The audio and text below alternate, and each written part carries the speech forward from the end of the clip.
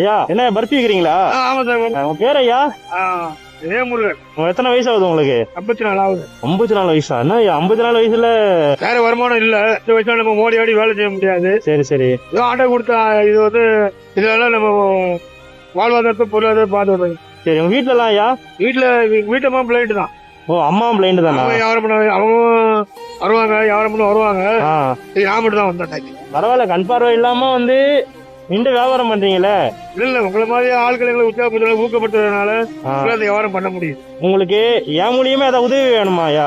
எங்களுக்கு வியாபாரத்துக்கு பருப்பி இந்த மாதிரி கமர் கட்டு இங்கதான் இருப்பீங்களா? சரி, இங்கே இருங்க. சரி, நான் வாங்கிட்டு வந்துடுறேன் உங்களுக்கு. எங்க போயிடாதீங்க ஐயா. எங்கேயும் போல. சரி. பருப்பி 1 ரூபாய். ஐயா சார், என்னங்க ஐயா?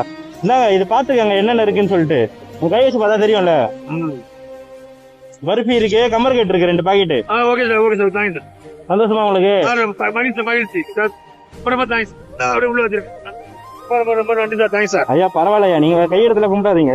ரொம்ப தேங்க்ஸ் சார். வெயிட்டா இருக்கா ஐயா? அதெல்லாம் தூக்கிடுவேன்.